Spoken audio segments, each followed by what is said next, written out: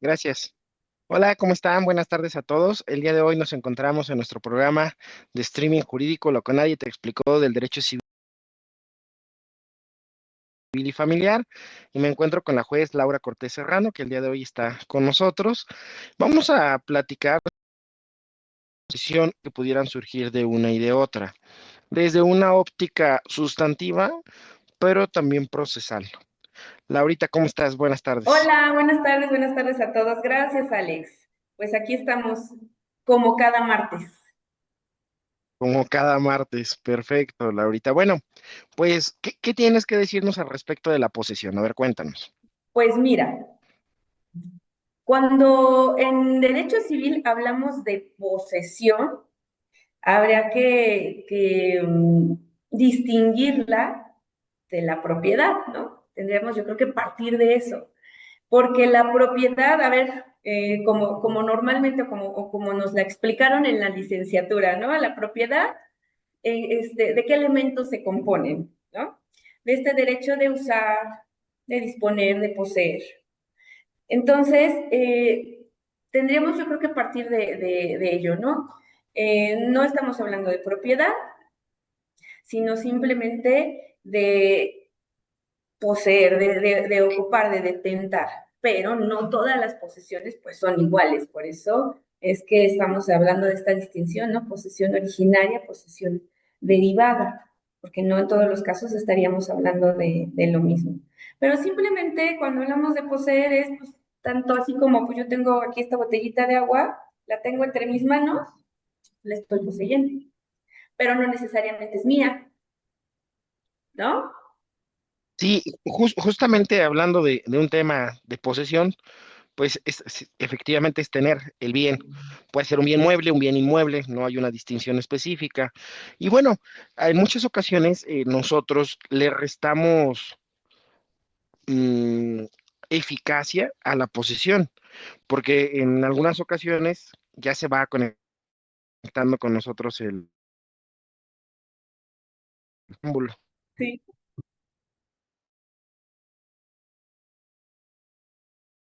Factores, Sí. pues que son de capital a poder precisar las características propias de la posesión, pero bueno, él nos hablaba de una posesión originaria, nos hablaba de una posesión derivada, en su momento también se nos habla de una posesión precaria. Hola, magistrado, ¿cómo está? Buenas tardes. Hola, muy buenas tardes. Primero que nada, una súper disculpa, pero es que, bueno, ya para qué les digo de todos estos temas de las tecnologías que complican. Un saludo, doctor. Hola, jueza Laura. Laurita te iba Hola, diciendo hola, nomás por magistrado. la costumbre, pero jueza, ¿cómo estás? No, mira, no te preocupes. Aquí nosotros somos bien relajados, Qué así bueno. que no te preocupes por la formalidad. Muchas Muchas gracias. gracias, bienvenido. Muchas gracias. Mil gracias. Y nuevamente una disculpa del tamaño del mundo. Pero aquí estamos, a sus órdenes. No, no se preocupe, magistrado, al contrario, pues le agradecemos el tiempo, el espacio y la disponibilidad. De hecho, no tiene mucho que iniciamos el programa y justamente estábamos parafraseando lo relativo a la posesión y nos gustaría saber y escuchar su perspectiva.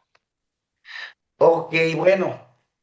Es un tema de todos los días, todo lo que tiene que ver con, bueno, recordemos que todos nosotros tenemos un patrimonio.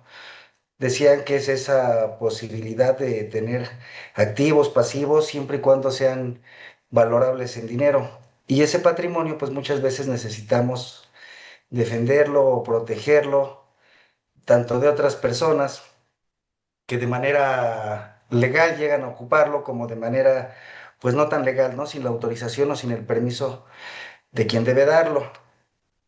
Como ustedes sabrán, muchas ocasiones ya en los juzgados pues nos presentan, ¿no? Una demanda, ¿qué le puedo platicar? Ahorita sabe mucho de eso. Nos presentan alguna demanda donde puede existir una confusión en la acción que ejercemos a partir de si se trata de una posesión originaria o de una posesión derivada. Por regla general, nuestro código establece que quien tiene una posesión originaria es aquel que la ejerce a título de dueño, a título de propietario. Se llama posesión porque muchas veces pues no tenemos ese título, ese documento que nos hace, que nos acredita como propietarios, tal vez porque no hemos tenido la oportunidad de acudir a un juzgado, porque no hemos tenido la oportunidad de acudir a una notaría para que nos den ese documento, ese instrumento que diga que somos propietarios, ¿no? Tan es así que uno de los efectos, y ahorita lo vamos a tocar poco a poco, de los ucapiones en uno de sus puntos resolutivos, es decir, de poseedor se ha convertido en propietario, ¿no? Cuando se satisfacen todos los requisitos, pero también tenemos una posesión derivada, que es aquella que puede ejercer el arrendatario, el comodatario, el usufructuario, y este tiene otro tipo de acciones y otra forma de defenderse. ¿Por qué pudiera resultar importante un tema como la posesión? Porque muchas veces se ve afectado todo un proceso cuando llegamos al momento de dictar una sentencia. Nos ha tocado ver en la primera instancia y en la segunda instancia que muchas veces llega Juan Pérez y está demandando a través de una acción reivindicatoria, pues se le restituya, se le reintegre ese bien que dice él es propietario. Y tal vez efectivamente sea el propietario, tenga el título con el que lo acredite, tal vez también se acredite que a quien demanda está en posesión de ese bien, no hay ninguna duda. Contestó, ahí se le emplazó, los testigos fueron contundentes al señalar que ese es el domicilio y también por ahí podemos advertir que existe una identidad formal y material que se desprende tanto del documento como de la posesión que ostenta la parte demandada. Pero resulta que de los hechos advertimos que Juan Pérez dice que su demandado ingresó porque le dio permiso, porque se lo prestó. Y entonces tal vez la acción, aun cuando pareciera que se cumplen con todos los elementos de la misma, pues no va a ser el camino ideal para recuperar o reintegrar ese inmueble o ese mueble a su patrimonio, si no estamos en presencia de una acción personal, tal vez de una terminación de un comodato, si este no tenía un plazo. Ya sabemos que cuando no tiene un plazo lo podemos pedir en el momento que nosotros, bueno, no nosotros, sino la parte demandante, en el momento que lo solicite, lo puede pedir, porque cuando no hay un plazo es en el momento que se solicite. Y entonces va a ser en vano todo ese trámite que se haya llevado el tiempo que ustedes gusten, que por lo regular va arriba de los 3, 4 meses y hasta lo que se pueda uno tardar, incluso en emplazar, para que nos diga la persona juzgadora de primera instancia, es que lo que hay aquí es una relación personal de comodato. Y antes de intentar tú una acción reivindicatoria a través de tu propia confesión, estás estableciendo que tú le permitiste vivir ahí, ocuparlo, disponer de él. Entonces, pues tu acción va a resultar improcedente.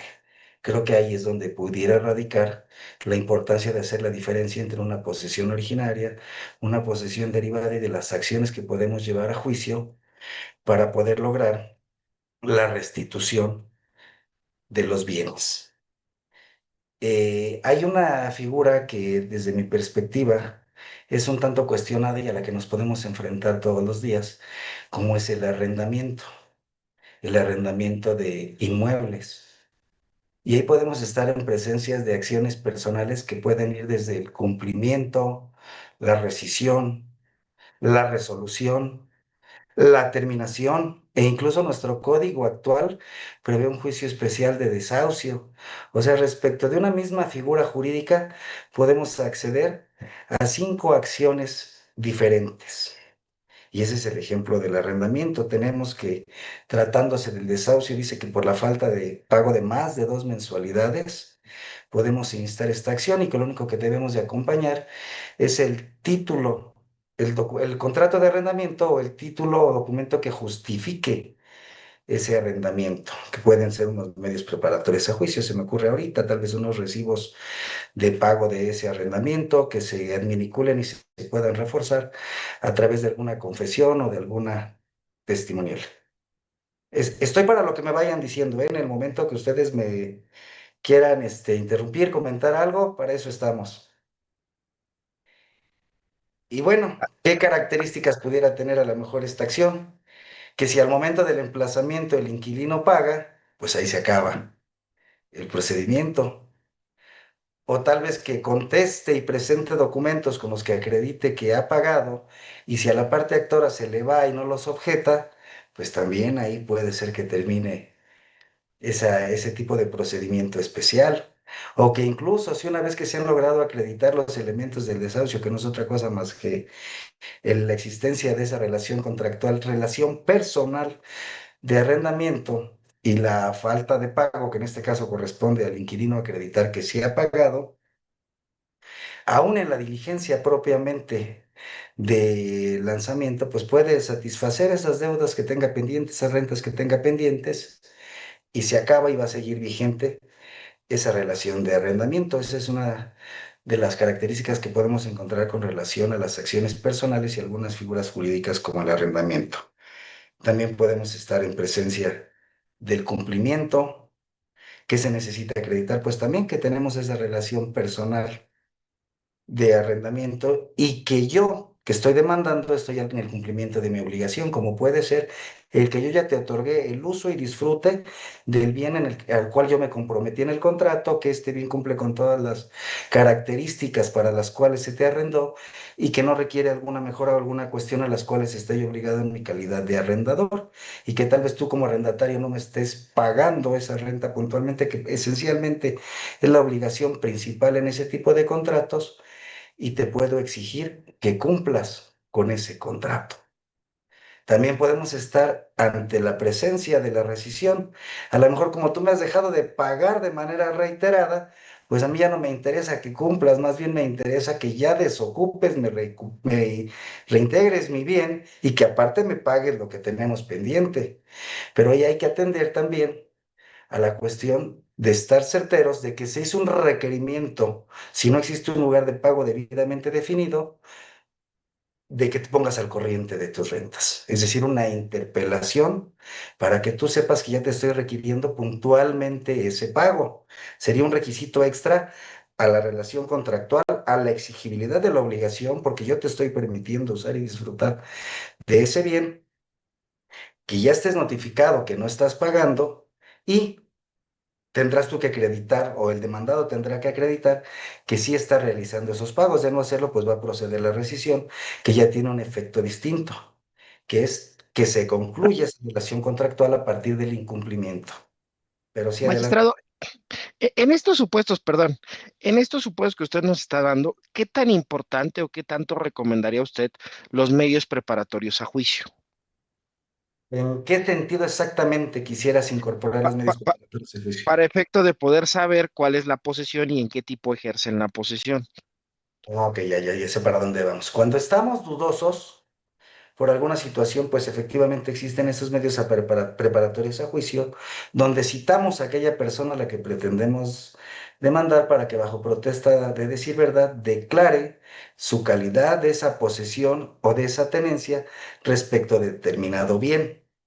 ¿En qué consiste? Se presentan al juzgado, se le notifica al futuro demandado que deberá de comparecer al juzgado a declarar bajo protesta de decir verdad cuál es la calidad de su posesión o de su tenencia respecto de determinado bien. Si él nos dice, es que yo ahí soy el propietario, pues bueno, ya nosotros podemos elegir entre una acción plenaria de posesión o una acción reivindicatoria, según convenga y según sea el título que nosotros tengamos para iniciar el ejercicio de la acción.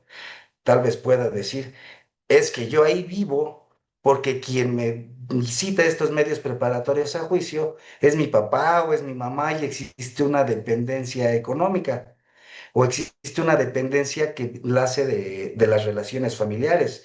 Y tal vez ahí ni siquiera estemos en presencia de un comodato, ni de un arrendamiento, ni de un reivindicatorio, ni de un plenario, sino de una acción personal de dependencia que como progenitor solicitas concluya para que salga de ese bien que está ocupando esa persona. Tal vez te dice, yo vivo ahí porque a mí me prestaron, quien ahora me viene a demandar, ah, bueno, le voy a demandar la terminación del comodato.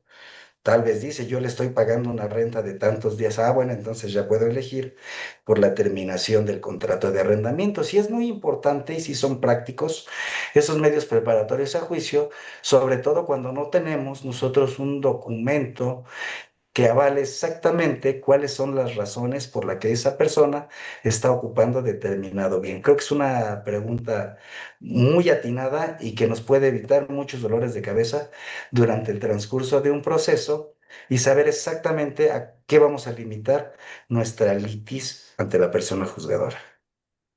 Muchas gracias, magistrado. Fíjese que ahorita usted tocó un punto muy interesante y me gustaría poder abonar un poquito más de ello. Usted nos dijo, bueno, puede ser un reivindicatorio, puede ser un plenario de posesión, depende del documento que ustedes tengan para acreditar la propiedad. ¿Nos podría explicar más esa parte? Porque en la práctica se nos complica demasiado, ¿no?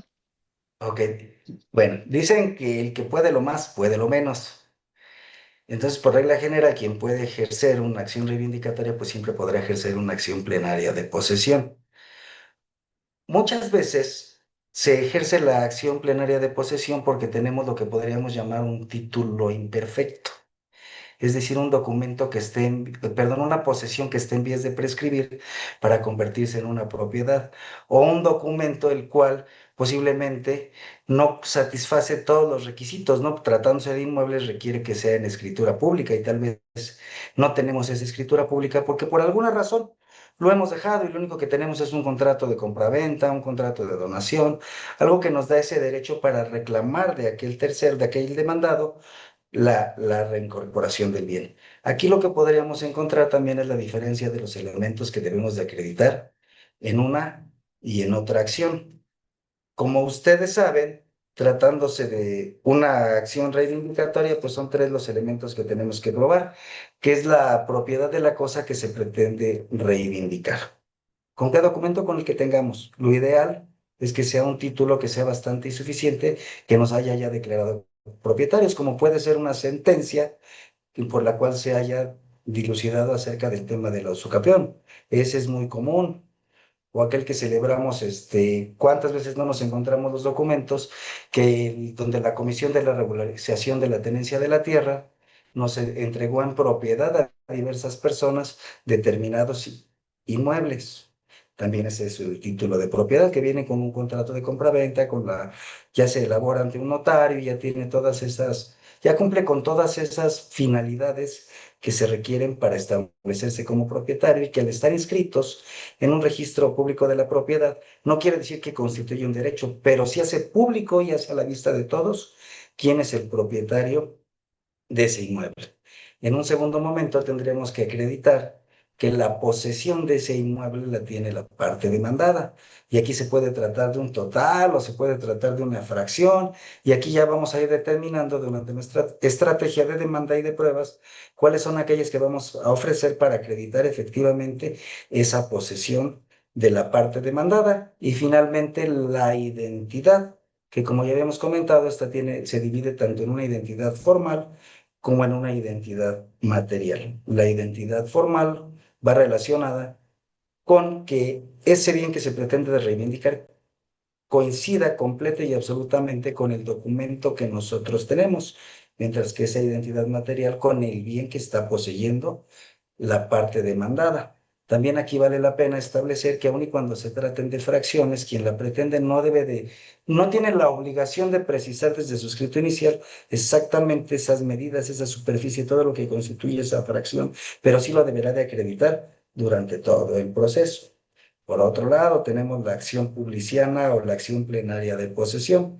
Esta protege la posesión, no la propiedad. Y por lo regular se da aquel que decíamos tiene un título imperfecto o que aún teniendo vicios ese título, él los desconoce.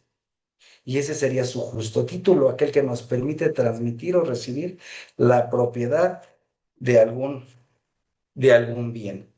También después de este justo título tenemos que acreditar que este justo título es de buena fe y ahí es donde se advierte el conocimiento o desconocimiento de los vicios que pueda tener este documento. La buena fe, como lo dice el Código Civil, Código Procesal, siempre se presume, salvo prueba en contrario, que esta posesión también esté en el demandado. Recordemos que aquí la posesión que se persigue es la posesión jurídica.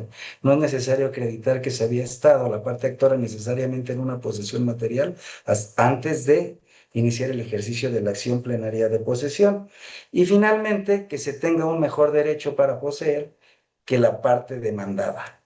pero esencialmente tanto una como la otra acción protegen la posesión originaria y tienen como finalidad que se reintegra el patrimonio de la parte actora, ese bien que se persigue a través de una acción o de otra acción. No sé si medianamente logré explicarme. Sí, magistrado, muchas gracias. Fíjese que tocó un punto muy interesante y que, bueno, me gustaría que pudiéramos abordar un poco más sobre eso hablando de la posesión.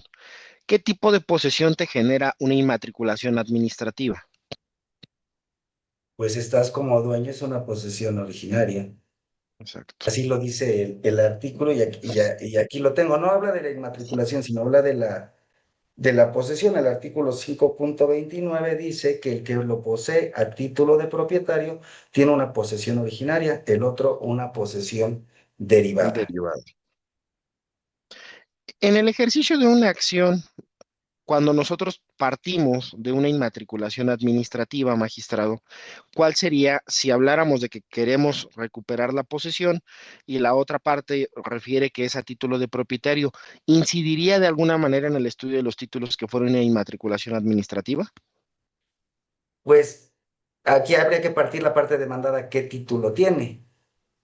Y también habría que atender a los antecedentes registrales y la publicidad que va a dar esta inmatriculación, porque se presume que una vez que esta se tramite y que cumple con todos los requisitos, va a surtir una inscripción en el registro público, que como ya lo comentamos, lo que hace es dar publicidad y surtir efectos frente a esos terceros que pretendieran alguna anotación o alguna inscripción con relaciones inmuebles. Gracias, magistrado. Laurita, ¿algún comentario? Sí, oye, acaparas el micrófono. Ya tengo como 20 preguntas atrasadas. No, no las hagas. Mira, regresándonos, cuando estábamos hablando de los medios preparatorios, ¿no? Que Alex preguntó respecto de la viabilidad, ¿no? De los medios preparatorios. Yo ahí me surgió una especie como de pregunta, pero esta más bien va para Alex, porque Alex, No, se las vale, se vale. reaccionas, es para mí. Porque bueno, nosotros podemos hablar desde nuestro punto de vista como autoridad jurisdiccional, ¿no? Decir, Sí. bueno, si en los medios preparatorios te dijeron poseo a título de dueño, yo soy el propietario o es un comodato, o lo que te hayan dicho, pues para nosotros es, pues ejercita la acción que deriva del tipo de posesión que te dijeron que tienes. Pero en el caso tuyo, Alex, que eres postulante, yo me preguntaría, si tu cliente rentó, pero no tiene un contrato por escrito, porque ya sabemos que muchas veces los arrendamientos son de palabra, pero si tu cliente rentó y tu cliente te dice, pero yo además de todo, no nada más quiero que me recuperes el inmueble, quiero las rentas. O sea, si haces unos medios preparatorios y el poseedor dice, es que me lo prestó, como postulante, ¿tú ejercitarías la acción de personal, determinación de comodato, cuando en lo que en realidad sabes es que fue un arrendamiento y tu cliente te exige pago de rentas? Y bueno, ese por el lado de Alex y por el lado de nosotros. Aún y cuando de los medios preparatorios se desprende esta confesión bajo protesta y de cualquier forma promueven una acción derivada del arrendamiento, eh, ¿qué tanto afectaría el hecho de que promovimos medios preparatorios? Nos dijeron eso, pero nosotros nos aferramos al arrendamiento. No sé, Alex, primero tú dinos, ¿cómo lo ves? Sí, Laurita, muchas gracias. Pues sí, efectivamente, acabas de tocar un punto muy interesante y muy importante en la vida práctica, ¿no? Muchas veces escuchamos el ser y el deber ser, ¿no? Propiamente. En ese sentido, pues como abogado postulante también te puedo decir que en muchas ocasiones la estrategia de defensa es que sea improcedente la acción. Ah, bueno, tú me inicias un reivindicatorio, yo no te controvierto la propiedad. ¿Por qué no te la controvierto? porque tengo una posesión derivada, etcétera, muchos factores que podríamos hablar, ¿no? Al caso en concreto que tú me dices, pues tendría que ver los elementos que tiene mi cliente para poder ejercitar alguna cuestión relativa al arrendamiento. Posiblemente tenga recibos o tenga transferencias bancarias en donde el concepto diga renta, etcétera. Bueno, pues tenemos que ver esa parte, ¿no? Porque debemos de partir de una teoría del caso. Fíjate que la teoría del caso, desde mi perspectiva, tiene en primer momento que analizar los presupuestos procesales y de ahí tenemos que ver los elementos de la acción. Una vez que nosotros identifiquemos los elementos de la acción, pues ya podríamos partir de nuestros tres elementos base, ¿no? Que serían los elementos fácticos, probatorios y jurídicos. Por eso te decía que tendría que ver qué tiene mi cliente, porque si él de manera general nada más me dice, pues es que yo le rento, pero no tenemos nada indiciariamente como un recibo de pago de renta, una transferencia en concepto de renta o una transferencia general sin concepto, pues tendríamos que identificar de qué es lo que nos vamos a llegar para poder determinar la acción. Eso sería desde mi perspectiva, Laurita, pero vamos a escuchar al que sí de veras sabe de Sí, derecho. Adelante, ok. magistrado. No, yo solo vengo a complementar lo que ustedes ya saben y a seguir dudando, porque creo que conforme avanza el tiempo, y no solo de esta oportunidad de platicar, sino de lo cotidiano, de nuestro quehacer jurisdiccional, nos damos cuenta que van surgiendo distintas, no figuras, pero que las van volviendo más complejas. Yo pienso que si existiera una renta, digo, un contrato de arrendamiento a un verbal, pues finalmente el cliente lo que está pidiendo son las rentas, es irse por el contrato de arrendamiento. ¿Qué tenemos que establecer? Pues yo me le preguntaría, ¿cada cuándo te paga? Para establecer una temporalidad, ¿qué cantidad te paga? ¿Cuál es el lugar donde te paga, ¿no? ¿Qué pueda hacer en la cuenta bancaria? ¿Qué pueda hacer el traspaso? ¿Qué pueda hacer en la tiendita de la esquina? ¿Qué pueda hacer en la puerta de su casa? O sea, comenzar a acreditar todos esos elementos que nos llevan a un contrato de arrendamiento, en este caso verbal, pero que se cumpla con todos los requisitos. ¿Qué es lo que te rento? ¿Por cuánto tiempo te lo renté? ¿Para qué te lo renté? ¿Para casa habitación? ¿Para comercio? ¿Con un fin rústico, como lo establece la legislación? E ir tratando de hilvanar cada uno de esos elementos para acreditar ese contrato de arrendamiento.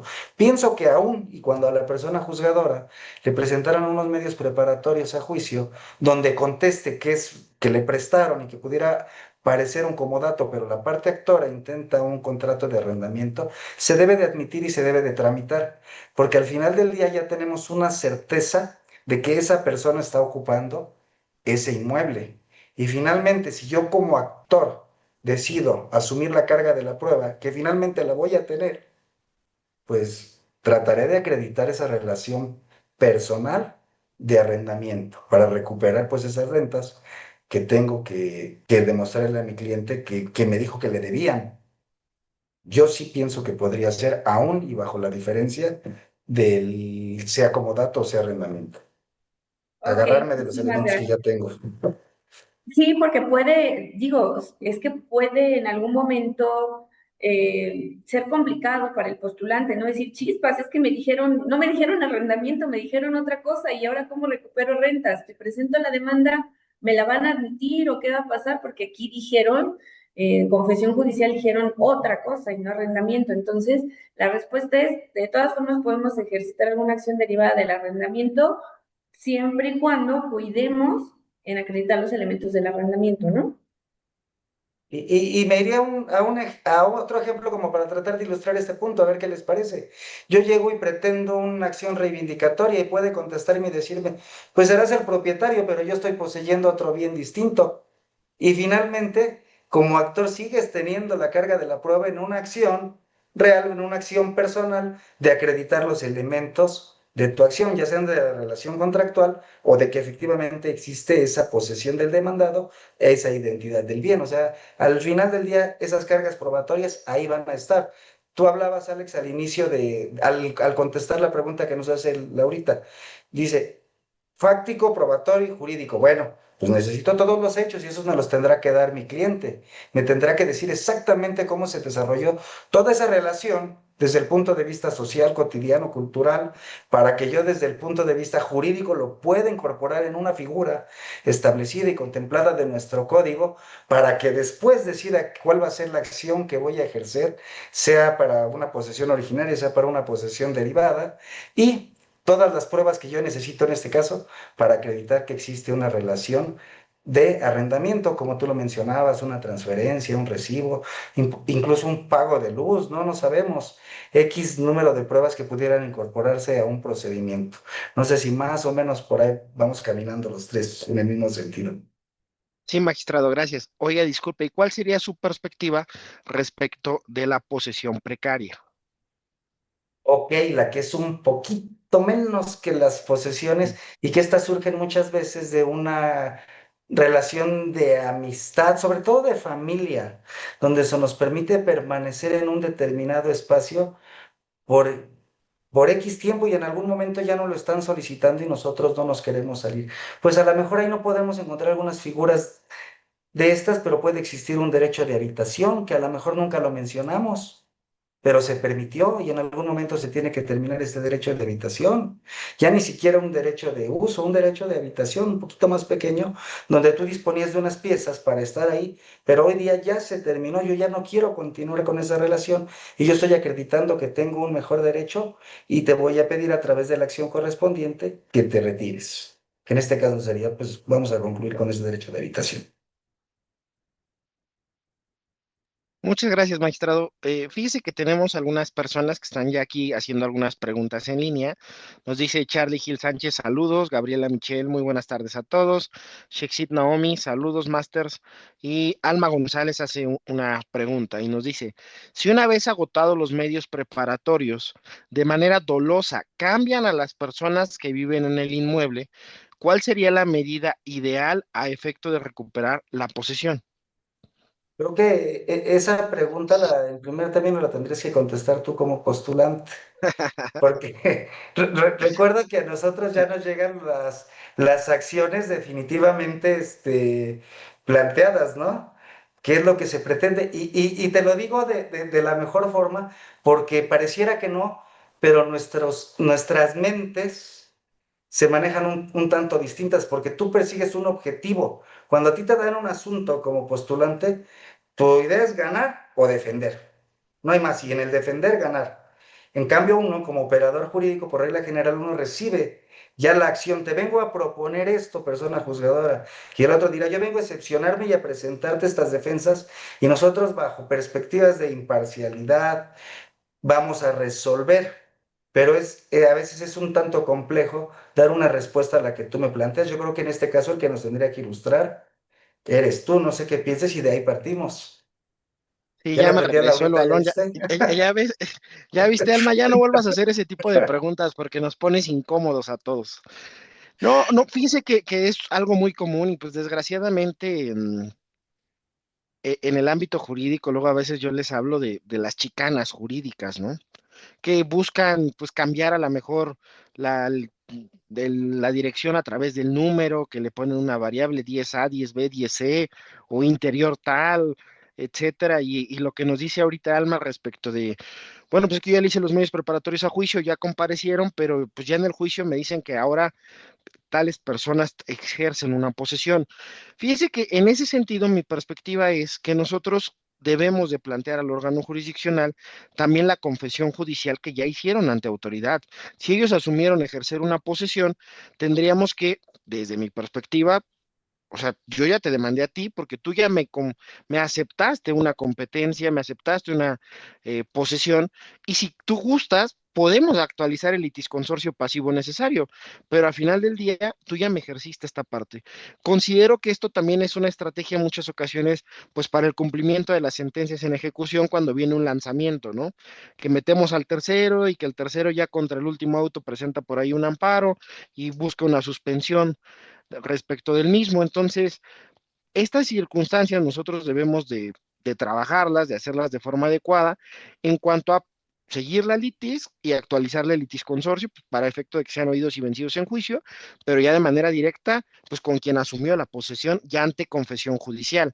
No sé qué opine usted, magistrado. Bueno, regresando, me parece bien porque todo lo que dicen ustedes construye. Yo digo, si ya están otras personas, si estas personas no tienen un título para poseer y yo soy propietario, pues ahí tengo la acción reivindicatoria o la acción publiciana. Finalmente, quienes en su momento dijeron que eran comodatarios, arrendatarios, qué sé yo, pues ya no están ahí.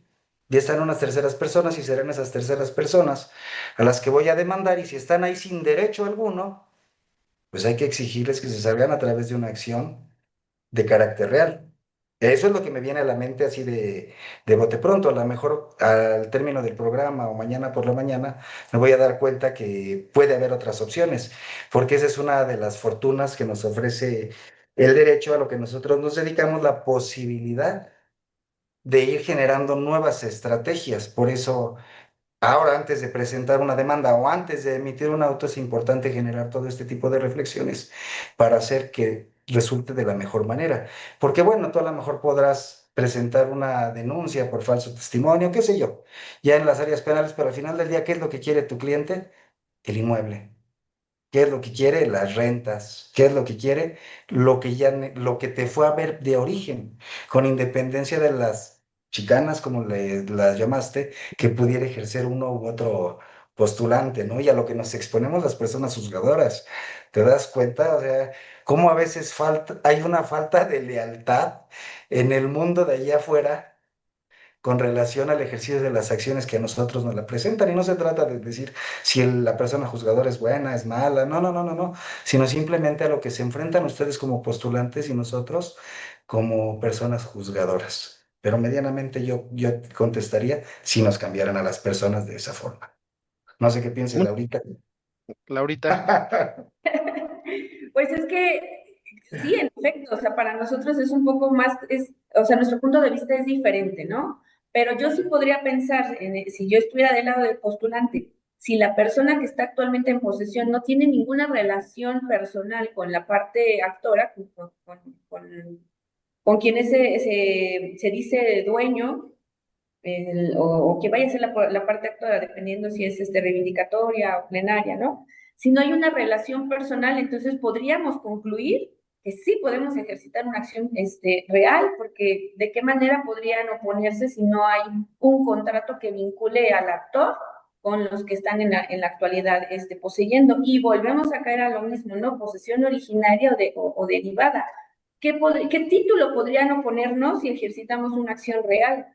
El título que pudiera oponernos la parte demandada, los actuales poseedores, probablemente, o lo más seguro es que sea de una calidad inferior a la que nosotros tenemos, o probablemente ni título tengan.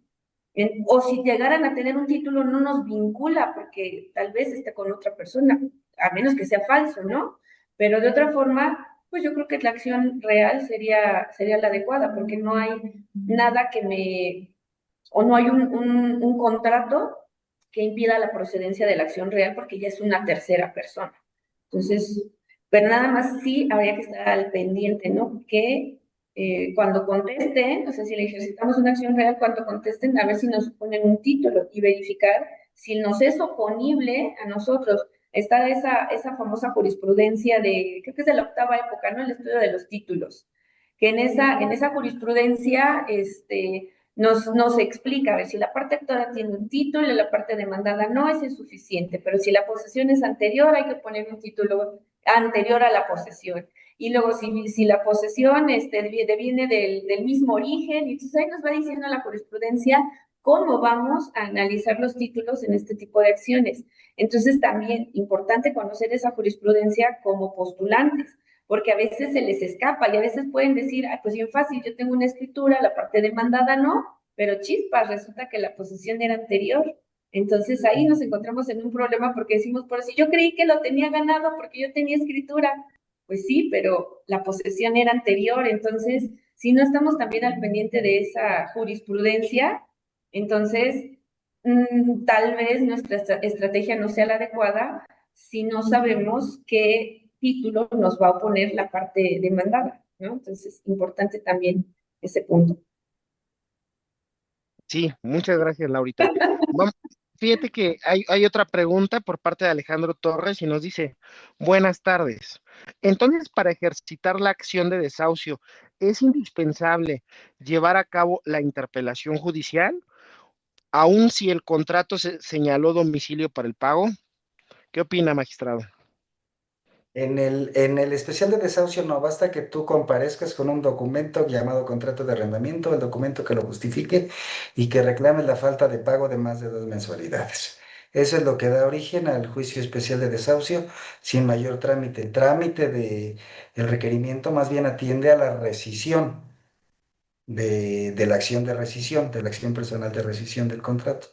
Pero para el especial de desahucio no.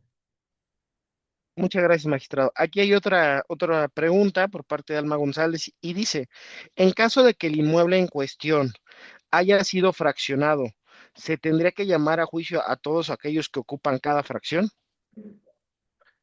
Si se pretende la recuperación del todo y se entiende como un todo y esa fracción es una cuestión de hecho, sí, porque también hay que entender a qué nos referimos con fraccionado.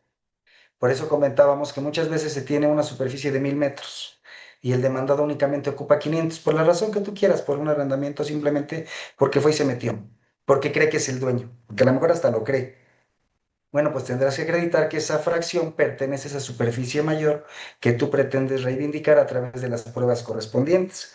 Como ya lo hemos, se ha dicho y ha sido materia últimamente de mucha discusión, de una pericial en agrimensura, incluso ahora se permite que sea en topografía o algún otro medio de prueba que nos pueda llevar a la certeza de que esa fracción pertenece a esa superficie mayor.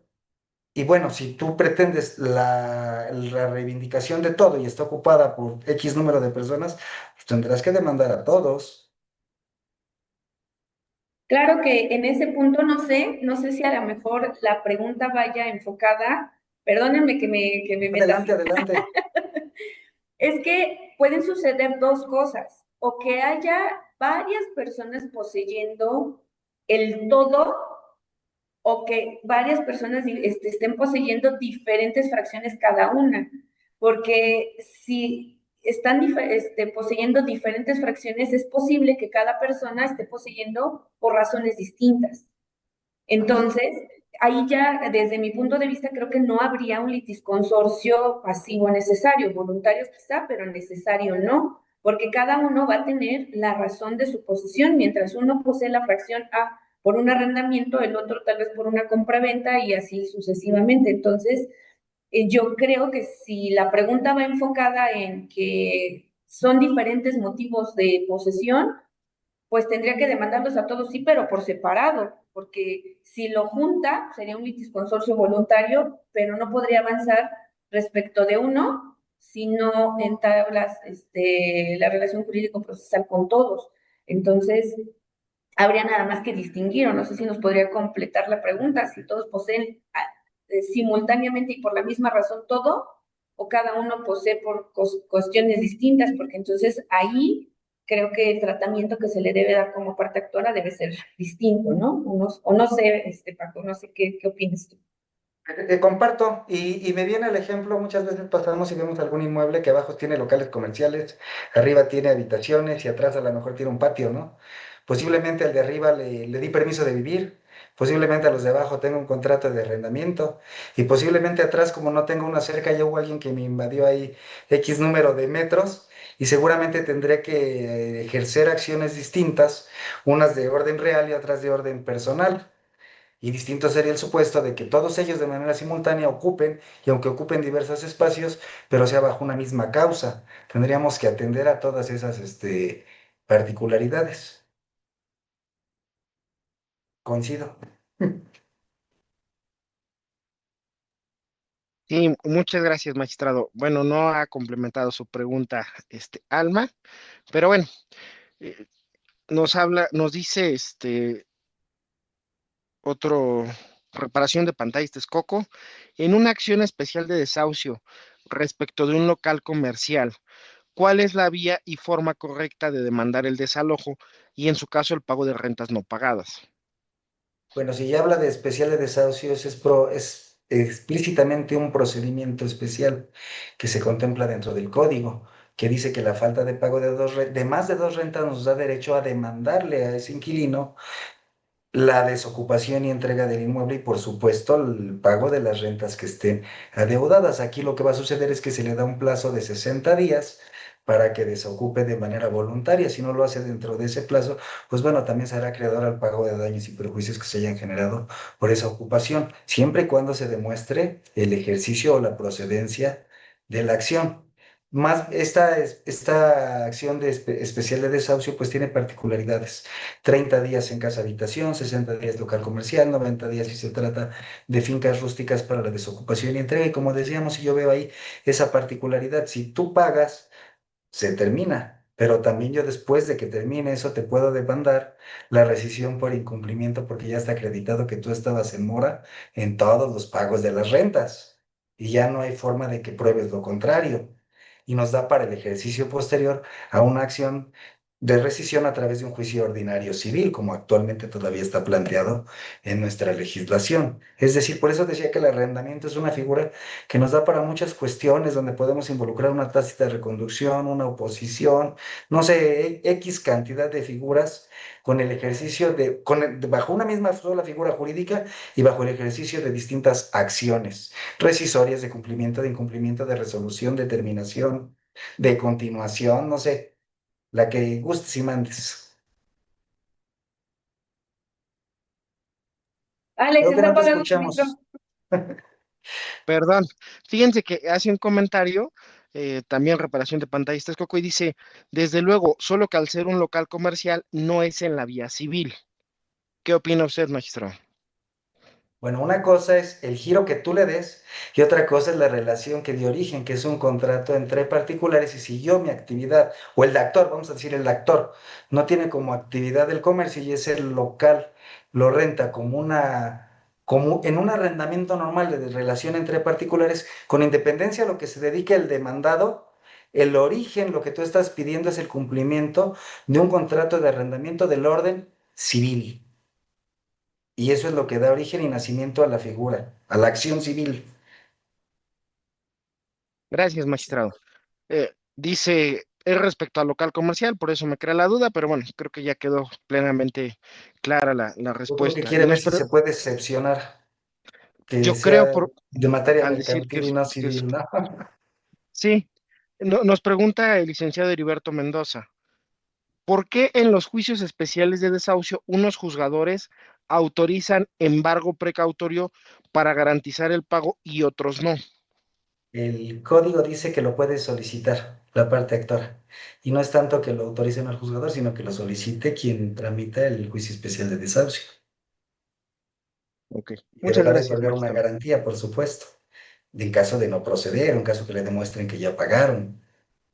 Porque no funciona como en la materia mercantil, que aún en materia mercantil se establecen algunas garantías, en materia civil es distinto. Es como una medida precautoria de que estás garantizando, asegurando ese adeudo que tienen, pero si no lo demuestras, pero esa petición de parte. Por eso esa es la diferencia. Gracias, magistrado. Laurita, ¿algún comentario, pregunta, duda, sugerencia, reclamo? Aprovecha. Justo aquí, igual continuamos con arrendamiento, porque cuando, cuando una parte demandada sucede mucho, ¿no? En cualquier acción, terminación, rescisión, cumplimiento, incluso en desahucio, o pone la excepción la parte demandada de que es que cuando yo estaba en posesión, de repente llegó la correspondencia, entonces llegó el requerimiento del pago de la hipoteca, y entonces ahí yo me di cuenta que no, o que no era el dueño, que el dueño era el otro, y entonces pues yo dejé de pagar la renta porque el que me está rentando no es el dueño. Y oponen mucho esa excepción, que tú y yo, Paco, sabemos que no es procedente, pero ¿nos puedes explicar por qué no es procedente esa excepción? Porque cuando celebraron el contrato de arrendamiento, lo único que interesaba era que te permitieran el uso y el uso de ese bien, el disfrute de ese bien, y ese nace a partir de ese contrato de arrendamiento. Por eso es una relación personal. Aquí nos está conflictuando quién es o quién no es el propietario. Finalmente tú lo aceptaste cuando firmaste ese contrato y comenzaste el uso e iniciaste los pagos de esas rentas. Ahora no puedes venir a excepcionarte bajo algo a lo que no le tuviste cuidado al momento de celebrar esa relación de compra-venta. Y al ser una relación personal ese contrato, te obliga frente al arrendador, así como el arrendador se obliga frente al arrendatario. Y ya estaríamos en una teoría más de las obligaciones junto con la relación contractual, pero a partir de eso, de la obligación de dar, hacer o no hacer, a la que nos obligamos, que en este caso por regla general será la de dar, que es el pago de la renta, que nace del contrato de arrendamiento. No sé si quieras complementar algo más, Laurita, pero creo que por ahí es más o menos, ¿no? Sí, claro, lo que pasa es que me era importante a mencionarlo porque es una excepción muy común. Entonces, pues sí, que quedara claro que el arrendador no sea el dueño, pues no te exime de cumplir con tus obligaciones contractuales, ¿no? O sea, esa excepción ya mejor olvídenla.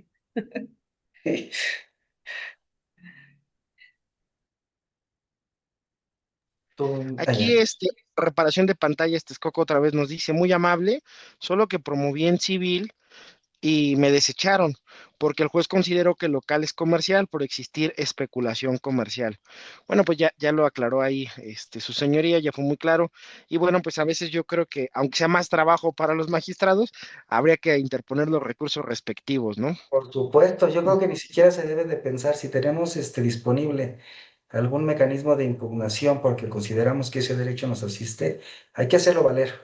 Siempre hay que hacerlo valer. Porque aquí, insisto, la relación nace del contrato de arrendamiento, no de lo que se dedica uno u otro, más allá de. Por eso, ¿cuántas veces no encontramos en el contrato de arrendamiento? Se utilizará para giro comercial, para casa habitación, para la cría de ganado, y eso no le quita la naturaleza civil a esa relación. Bueno, y es que yo creo que esta duda surge de que actualmente tenemos algunos criterios federales en donde nos dicen que tenemos que atender sí en los contratos de arrendamiento a cuál es el fin que se le va a dar y cuál es si se dedican para si son comerciantes, las personas que contratan para poder saber si la relación de arrendamiento es de naturaleza mercantil o civil, pero no sé, Paco, ¿tú qué es lo que opines? Es que nos está preguntando todo el tiempo, nos está hablando de un juicio especial de desahucio, y el juicio especial de desahucio no está contemplado en el Código de Comercio. Es una vía que solamente está considerada en el Código de Procedimientos Civiles para el Estado de México en este caso, y entonces si se eligió esa acción con independencia del giro, porque el código nos establece de manera muy puntual los diferentes giros, si es habitación comercial o finca, que entonces podemos acceder al especial de desahucio, con independencia de que la naturaleza o la razón por la que se haya llevado a cabo el arrendamiento tenga una finalidad comercial. Diferente sería si estuviéramos, yo creo que tratando un cumplimiento, una rescisión, porque entonces ahí sí tendríamos que atender esa naturaleza. Pero al hablar de vía especial de desahucio, no está considerada en el Código de Comercio y entonces no sé si sea por ahí la duda. Y también comentar que la especulación comercial de las pantallas es con relación a sus clientes, no con relación al arrendador. O sea, sí, o sea, es como si yo le rento a la señora o al señor que va a poner una cocina económica. Pues la especulación comercial es con los clientes que tenga, las ganancias que va a obtener de esa venta de comida, pero esa venta de comida no tiene relación alguna con la relación primaria del arrendamiento.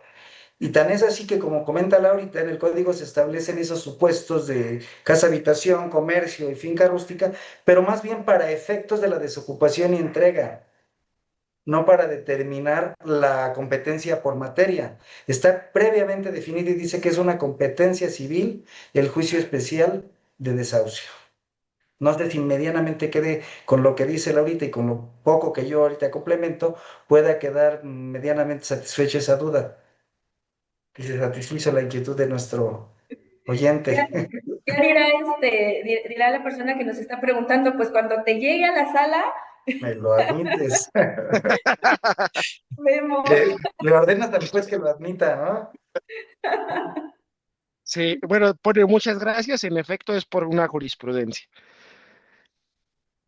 Y bueno, esto empieza a surgir una charla muy interesante de una posesión originaria, de una posesión derivada, porque estamos viendo un sinfín de supuestos, ¿no? Que pueden ejercitarse. Hablábamos de diferentes acciones a través del magistrado, pero pues nosotros al final del día sí debemos de ser minuciosos y acuciosos en determinar el estudio de nuestra teoría del caso, ¿no? ¿Qué piensa usted, magistrado, o qué nos podría decir al respecto de la teoría del caso? Pues ahora con relación a la teoría del caso es ojo, aquí hay algo bien importante. No debemos de olvidar que ya nos vamos a ir un poquito, quiero entender a lo que nos va a proponer el nuevo Código Nacional. No Sí, debemos de perder de vista que nosotros ya tenemos una demanda y una contestación y todavía le podemos sumar una reconvención y una contestación a esa reconvención. y Entonces, una cuando vista. lleguemos a esa audiencia donde vamos a plantear nuestros alegatos de apertura que van a constituir esa teoría del caso, no podemos salirnos de todo lo que ya dijimos, porque finalmente ya hay una litis establecida con esos dos escritos. Yo creo que más bien es la oportunidad de dar claridad a todo lo que ya está escrito. ¿Cuál claridad? Pues cuál es la acción que pretendemos y esa acción nace de los hechos. ¿Y cómo la vamos a acreditar? ¿Qué pruebas te voy a ofrecer a ti, persona juzgadora? Es decir, cómo voy a tratar cómo es la promesa que yo te hago durante todo el juicio? ¿Cómo te voy a acreditar que existe una relación contractual? ¿Cómo te voy a acreditar que es exigible? ¿Y cómo te voy a acreditar? Y ya ahí se revierte la carga de la prueba. Si yo cumplo con esas dos, tú demandado, ¿cómo me vas a acreditar que sí estás cumpliendo con lo que te toca? Entonces esa teoría del caso no debe de perderse de los escritos que ya tenemos, porque finalmente es con lo que va a resolver la persona juzgadora, es lo que fijó la litis. Creo que funciona un poco distinta y la debemos de entender desde mi perspectiva. Yo sé que existen otras de esa forma. Esos hechos que ya planteamos, esas pruebas con las que incluso ya anunciamos, ya nada más hay que explicarlas, qué es lo que vamos a pretender acreditar con cada una de ellas, porque incluso ya desde la audiencia preliminar vienen admitidas. Ya no vamos a llevar otras más que las que tuvieran el carácter de supervenientes. Y en la segunda instancia, como ustedes lo saben, solamente que fueran acontecimientos posteriores y también tuvieran esa característica. Pero si no, eventualmente ya nada más es darle a conocer por qué sí tengo la razón y dar claridad a esos escritos. No sé qué piensen ustedes. Claro, porque no vamos a componer lo que no hicimos en nuestra etapa postulatoria con un alegato, ¿no? En lo que propiamente lo que hacemos con este alegato de apertura es explicarle a la autoridad jurisdiccional lo que nosotros ya planteamos como estrategia. Lo que yo siempre lo que he pensado con relación a este alegato de apertura es no estamos haciendo algo novedoso. Nos lo pone el código como una oportunidad procesal para explicarle al juez lo que nosotros ya planteamos en nuestra fase postulatoria. Y lo que nosotros debemos hacer desde que estamos armando nuestra demanda o contestación, o sea, plantear una estrategia. El problema es que no estamos acostumbrados a plantear estrategias. Yo a veces advierto, pero presentamos la demanda sin advertir cuáles son los elementos de la procedencia de la acción. Si existe un presupuesto para que proceda la acción, como en el caso de la interpelación de la que ya se habló hace un momento, ¿no? Eh, si no, eh, si no hacemos esta precisión, o sea, si no tenemos claro cuando estamos planteando nuestra demanda o contestación, qué es lo que nosotros nos toca acreditar, pues no estamos generando una adecuada estrategia. Si no ofrecemos las pruebas adecuadas para demostrar nuestra acción o nuestra excepción y solamente ofrecemos las pruebas que sabemos que reconoce la ley, sin saber que no son idóneas o que no son pertinentes, no estamos planteando una estrategia, solamente estamos, pues, pues no sé, presentando una demanda sin pensarla, sin razonarla. Entonces, cuando ya la pensamos y cuando ya hacemos una planeación de estrategia, propiamente lo que estamos haciendo es plantear nuestra teoría del caso. Y lo único que vamos a hacer entonces en esta etapa de la audiencia de juicio es explicarle al juez lo que nosotros ya planeamos para ganar el juicio, ¿no? Entonces, no es tan complicada, tampoco pasa nada si no lo hacemos bien. Yo lo único que digo, lo único que va a pasar es que tu cliente te va a revocar porque se va a dar cuenta que no te sabes expresar, porque esto ya lo tienes que traer planeado desde que planteas tu estrategia, ¿no? Pero no nos va a beneficiar el hecho de que de que tratemos de subsanar con este alegato inicial lo que no hicimos en esta etapa postulatoria, ¿no? Y así es como la oportunidad de dar claridad solamente y de insistir en lo que ya escribí y de decirle al juez, te voy a demostrar que existe la relación porque mis testigos saben esto, esto, esto y esto, y a lo mejor ni tanto, porque hasta pudiera ser una forma indicativa de lo que va a suceder.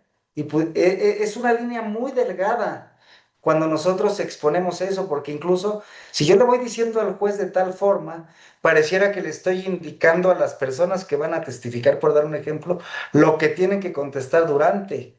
Entonces, sí es un tema delicada y de una línea muy, muy, muy, muy delgadita, que más bien es como la oportunidad, como decía ahorita, de explicar lo que ya dije, porque mi teoría del caso viene desde mi escrito de demanda o desde mi escrito de contestación, reconvención o contestación a esta, que es donde se fija la litis. Pero no sé ustedes qué opiniones merezca esto. No, incluso digo yo ahí, no sé qué opinen ustedes. Yo personalmente creo que como el alegato inicial no, yo como persona juzgadora, si yo escucho un buen alegato o un mal alegato, no va a ser que cambie la decisión final, ¿no?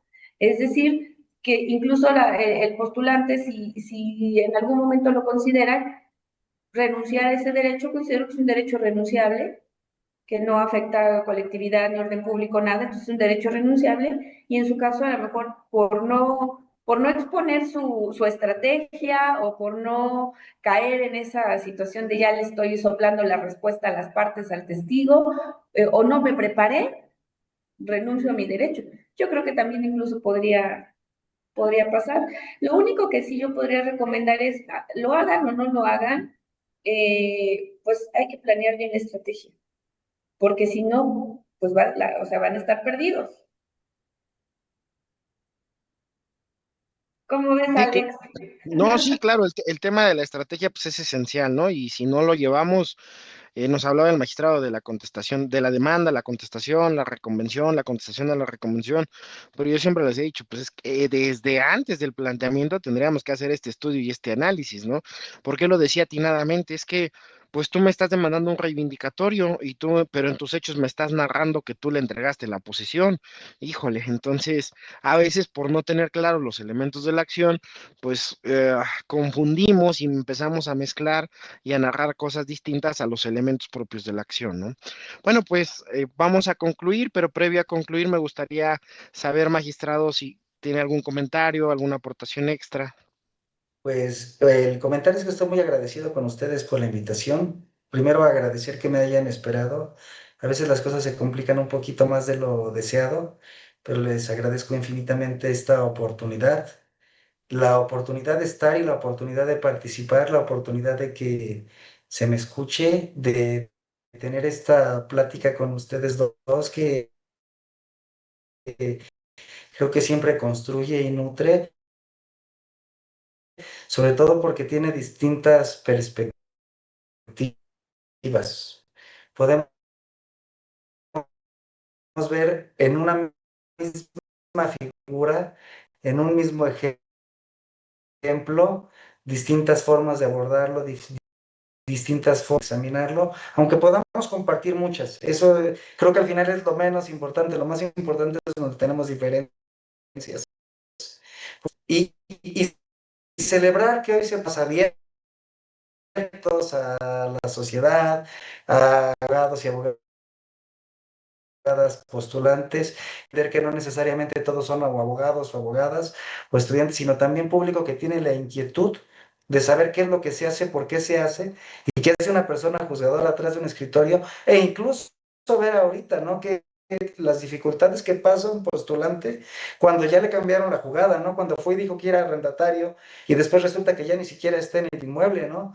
Y ya la gente va viendo todos esos escenarios y que no es tan fácil el ejercicio profesión que tiene muchos asegúnes y que la vida es tan complicada como puede serlo el derecho. Y solo eso, agradecer a Laurita, agradecerte a ti, Alex, sus atenciones, sus consideraciones a mi persona, y espero no haberlos aburrido mucho y por ahí haberle atinado a 2 o 3 comentarios, de cuando menos.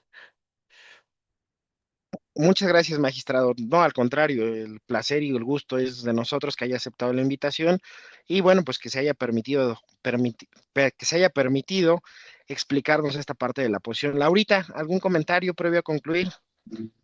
No, pues de igual forma agradecerles a ambos por el tiempo que estamos compartiendo. Muchas gracias, Paco, por aceptar nuestra invitación, por ilustrarnos en algunas figuras que teníamos por ahí algunas dudas desde varios enfoques. Y pues esperamos que nos puedas acompañar en otra ocasión con tantos temas que son importantes y que pues para agotarlos nos hace falta muchísimo más tiempo, ¿no? Del que disponemos. Te agradecemos mucho por habernos acompañado hoy. Si ustedes me invitan, yo regreso. Muchas gracias a los dos. Gracias a usted, magistrado. Bueno, pues previo a concluir este programa, vamos a hacer los comerciales de siempre. Comentarles que este próximo 20 al 25 de julio vamos a tener el curso de especialización en materia civil y familiar. Es de 3 de la tarde a 8 de la noche. Pues las vacaciones hay que aprovecharlas para estudiar. Fíjense que en una ocasión me decían, cuando tú decides ser licenciado en Derecho, pues decides ser estudiante de toda la vida, ¿verdad? Entonces, porque hay muchas cosas que ignoramos, que desconocemos y recordemos que el conocimiento pues es poder al final del día. Entonces, están cordialmente invitados. Para nuestros alumnos o exalumnos, el costo es de 2,500, para externos es de 1,250.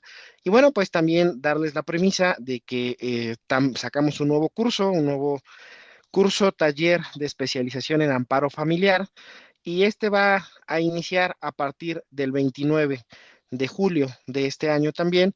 Y bueno, pues son 5 temas, los voy a decir de manera rápida. Módulo 1, la suspensión contra las medidas provisionales. Módulo 2, los alimentos y medidas provisionales ante la justicia federal. Módulo 3, el interés superior de la infancia como la llave maestra en el juicio de amparo. La violencia de género y violencia familiar en el amparo. Y amparo directo contra la sentencia definitiva. Comentarles que van a estar siendo impartido por la mayoría de servidores públicos federales de la Suprema Corte de Justicia. Están cordialmente invitados. Pues, magistrado, un abrazo, muchas gracias. De nueva cuenta su disponibilidad, su tiempo y su amabilidad. Laurita, muchas gracias. Que tengan Gracias, excelente tarde. Hasta luego. gracias, que descansen. Gracias, Gracias. gracias. Bye.